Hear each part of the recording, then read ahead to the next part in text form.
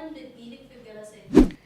اكتر حاجة بتجيلي في الجلسات او اكتر سؤال بتسأله او اكتر شكوى بتجيلي ان بيبقى في واحدة مثلا بتحب واحد ولكن هي مش عارفة تبعد عنه برغم سوء المعاملة بتاعته ليها. بتبقى هنا دايما هي مش مرتاحة، مش مبسوطة، مش عارفة تكمل الحياة. دايما السؤال اللي بيجيلي هو انا ازاي بحبه قوي كده وفي نفس الوقت انا عايزة ابعد عنه، وازاي هو بيأذيني قوي كده وانا مش عارفة ابعد عنه. دي اكتر سؤال بيجيلي من الستات يعني. وطبعا الرجالة بيجوا يسألوني برضو سؤال كده بس بشكل تاني، اللي هو انا بحبها بس انا عايزها تتغير، مش حابب الوضع اللي هي عليه دلوقتي، ازاي اقدر اغيرها، ازاي اقدر اخليها نسخة طبق الاصل من البنت اللي انا عايزها. دي اكتر حاجة بتخليني انا يعني ابتدي اشتغل مع الحالة اللي معايا على نفسه الاول. لازم هنا الكلاينت اللي جاي يفهم الاول احتياجاته، هو عايز ايه، يفهم هو عايز يكمل حياته ازاي، وبرضه يبقى فاهم ايه الحاجات اللي هو ما يقدرش عليها. مش كل حاجة ينفع ان احنا نعممها في كل الحالات اللي بتجيلنا. هو الحب مش كفاية عشان نكمل علاقة للآخر طول عمرنا؟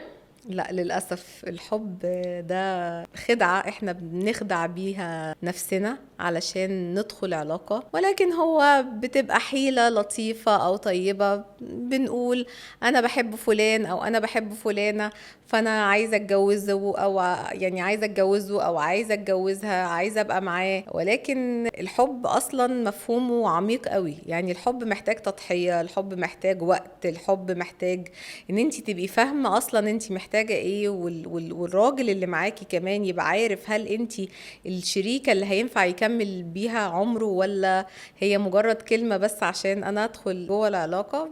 بنعتبر ان الحب ده بوابه بندخل بيها جوه علاقه، ولكن طبعا هي للاسف مش حقيقه، هي زي خداع كده بنخدع بيه عقلنا، او زي برشامه لطيفه بناخدها علشان تخلينا ندي مبررات لاستمراريتنا في علاقة احنا عارفين انها مش هتكون داعمة لينا. ايه الأهم، الأمان ولا الحب؟ طبعا مفيش حاجة اسمها حب بدون امان ولا العكس. لازم كل حاجة يبقى فيها اتزان، لازم كل حاجة يكون فيها يعني خلطة وحبكة. لازم يبقى حب آمن، ولازم أمان يكون برضو في بصيص من الطمأنينة والعطف والرومانسية. ما ينفعش شخص يكون قوي مثلا بزيادة، أو شخص عصبي، أو شخص بيحب الحق قوي، أو 1+1=2 وهو مفتقد كل مشاعر الحب أو الرحمة. هنا الشخص بيكون عادل، قوي، بيحسس الشريكة اللي معاه بالأمان، ولكن برضو في نفس الوقت في احتياجات معينة هي بتكون عايزاها. بتبقى عايزة كلام رومانسي لطيف، مشاعر حلوة، حنية، طبطبة، احتواء. فلا ده لوحده يمشي ولا ده لوحده يمشي، هي حبكة ما بين الحاجتين باتزان، بتكون حاجة بتسعد الطرفين. ما ينفعش نقول الحب بس هو اللي يمشي العلاقة، ولا ينفع نقول الأمان بس هو اللي يمشي العلاقة. ايه اللي بيجي قبل التاني، الاحترام بيجي الأول ولا الحب بيجي الأول؟ هو لازم الاحترام في كل حاجة. ما ينفعش حاجة اسمها حب بدون احترام، ما ينفعش علاقة بدون احترام، ما ينفعش صداقة بدون احترام، ما ينفعش جوازة، ما ينفعش اتنين بيحبوا بعض، ما ينفعش اتنين اصحاب، ما ينفعش علاقة اب بولاده ولا ام بولادها ما يكونش فيها احترام. الاحترام ده شيء اساسي جدا ومهم جدا في كل العلاقات على المستوى الشخصي والمستوى العملي. بعد كده يجي الحب مفيش مشكلة، ولكن لو اي بي سي علاقة لازم اول حاجة فيها، اول شرط اساسي ما ينفعش ان احنا نتغاضى عنه او نتغافل عنه، هو الاحترام. لان الاحترام هو اولا اللي بيولد الثقة وبيعزز العلاقة دي نفسها، وكمان بناء عليه بيخلي الشخص يحس بالطمأنينة، ومن هنا بيتولد الحب الصحي اللي احنا عايزينه. كتير بنسمع أصل هو معرفش يحتويني، أصل هي ما جربتش تحتويني. ايه هو الاحتواء ده؟ يعني أعمل ايه عشان أبقى بحتوي اللي قدامي؟ هو فكرة الاحتواء مضمونها في الأمان، ولكن برضو الأمان شكله عامل ازاي؟ أكيد الأمان بالنسبة لي مختلف الأمان بالنسبة لشخص تاني. قراية مفاتيح البني آدمين مربوطة بالاتنين اللي داخلين جوه العلاقة دي أو جوه الحياة دي. مفيش حاجة بنعرف نعممها على كل الناس، لأن ببساطة ممكن أصلا إن الأمان يكون عند شخص إن هو يكون أصلا شخص قوي، أو شخص مثلا بيعرف يضرب الناس، شخص بيعرف ياخد حقه بإيده، شخص بيعرف يزعق. ده نوع من أنواع الأمان. في ناس تانية عندها الأمان فلوس، الفلوس، في ناس تانية عندها الأمان المكان أو الوظيفة الثابتة، في ناس عندها الأمان كلمة حلوة إن في شخص دايما بيحن عليا وبيستوعبني وبيفهمني بيطمني لما أكون قلقانة.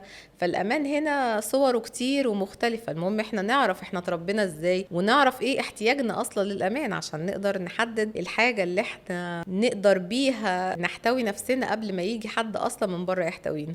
احنا دلوقتي ما بنتخانقش خالص، بس انا مش حاسه ان انا عايزه اكمل، مش قادره اكمل، فليه احنا ما بنتخانقش؟ الرد هنا هيكون غريب شوية، ولكن هو طالما ما بتتخانقوش هو انتوا لازم ما تكملوش، لان بطبيعة الحال ما ينفعش شخص يكون مش عارف يتكلم مع شريك حياته او مش عارف يعبر عن الحاجات اللي مضايقاه، الحاجات اللي تعباه، الحاجات اللي مش مرتاح فيها جوه الحالة اللي هو عايشها. يعني ايه ناس ما بتتخانقش؟ اولا الناس اللي ما بتتخانقش دي احنا بنقول عليها يعني بالبلدي كده ناس سماوية، ناس بتخزن وناس بتكبت غل وبتكبت طاقة سلبية كبيرة جدا، والطاقة دي مصيرها هتطلع يعني sooner later. الطاقة دي هتطلع في شكل مفزع وفي شكل غضب فظيع، ممكن صريخ، ممكن أذى، ممكن انتقام. فيعني ايه اصلا شخص ما بيتخانقش؟ يعني ايه شخص مش معترض على اي حاجة؟ يعني ايه شخص مش عارف يعبر عن نفسه؟ هو هنا حاجة من اتنين: هو شخص عديم الشخصية، ما عندهوش إرادة، مش عارف يدافع عن حقوقه ومش عارف يقول هو عايز ايه ومش عايز ايه عشان ما يخسرش العلاقة، او هو شخص يعني بنسميه ان هو مريض نفسيا وبيخزن كل المشاعر السلبية اللي هو بياخدها من الشريك ده وهيطلعها بعد كده في صور مش هتبقى افضل حاجة. فالناس اللي ما بتتخانقش انا بنصحها يعني ان هم محتاجين ياخدوا بريك، يقرروا ويعيدوا حساباتهم في العلاقة دي. هل شريكي مسؤول عن شفاء جراحي؟ يعني الترومات اللي عندي والمشاكل اللي كنت عايشة فيها، هل هو مسؤول ان هو يعوضني عن كل ده؟ لا طبعا، مفيش اي حد مسؤول ان هو يعوض الشخص المريض النفسي او اللي عنده عدم اتزان او اللي عنده تروما معينة من حاجة او اللي هو في طفولته تعرض لنوع من انواع التربية الغير سليمة.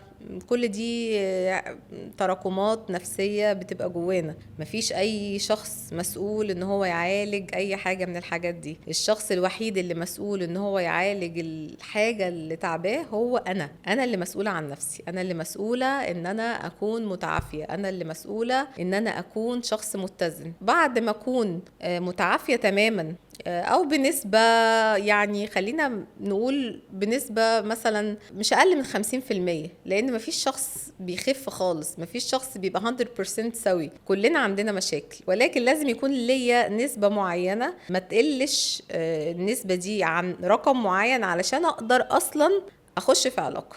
لكن ما بقاش انا حالتي النفسية صفر وبعاني من حاجات كتير وعندي مخاوف كتير وعندي شعور بعدم الأمان تماما، واستنى ان في واحد هيجي يعمل لي كل حاجة انا مفتقداها او يطمني من كل حاجة انا خايفة منها. لان هو ببساطة انا كده هبقى بحمل الشخص ده حاجة هو مش هيعرف يعملها، فهتعرض اكيد للخذلان لان توقعاتي طبعا هتعلى. اخر حاجة تقول لنا ايه عشان نعيش علاقة صحية؟ ايه الحاجات اللي ممكن المفروض نعملها عشان نقدر نطلع ببر الامان بعلاقة صحية؟